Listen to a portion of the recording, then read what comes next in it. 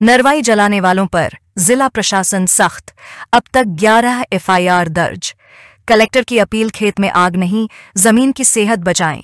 कटनी जिले में फसल कटाई के बाद खेतों में अवशेष जलाने की घटनाएं लगातार सामने आ रही हैं, लेकिन अब प्रशासन इस पर सख्त हो गया है। जिले के अलग अलग थाना क्षेत्रों में अब तक 14 किसानों पर 11 एफआईआर दर्ज की जा चुकी हैं। कलेक्टर श्री दिलीप कुमार यादव ने स्पष्ट संदेश दिया है, नरवाई जलाना कानूनन अपराध है और इससे न सिर्फ खेत की उर्वरता घटती है बल्कि हवा में जहर घुलता है, जिससे पर्यावरण और स्वास्थ्य दोनों को खतरा होता है। कलेक्टर की अपील।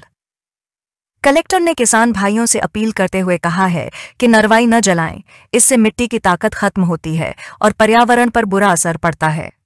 उन्होंने किसानों से खेत की मिट्टी को जिंदा और उपजाऊ बनाए रखने के लिए जागरूक होने की बात कही। अब तक दर्ज प्रमुख मामले। उमरिया पान थाना, ग्राम पिपरिया शुक्ल में आनंद पटेल और सुग्रीव कुर्मी ने खसरा नंबर 607 और 623 में अवशेष जलाया। कोटवार और पटवारी की रिपोर्ट पर एफआईआर दर्ज। सलीमनाबाद थाना, धरवारा गांव में प्रमोद पटेल द्वारा 0.84 हेक्टेयर भूमि पर नरवाई जलाने पर मामला दर्ज। माधवनगर थाना, ग्राम गैत्रा में शिवकुमार पटेल ने गेहूं काटने के बाद खसरा 1146 में अवशेष जलाया।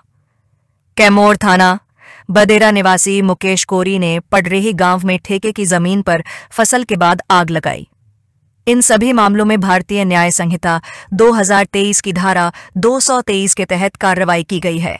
मौके पर पंचनामा और पटवारी की रिपोर्ट के आधार पर एफआईआर दर्ज हुई हैं।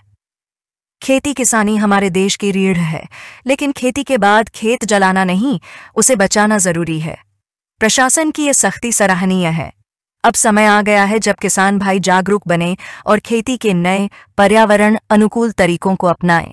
धरती मां को बचाना है तो आग से नहीं, विज्ञान से खेती करनी होगी। संवाददाता अवधेश सिंह चौहान के साथ हेमंत सिंह, न्यूज़ MP 21।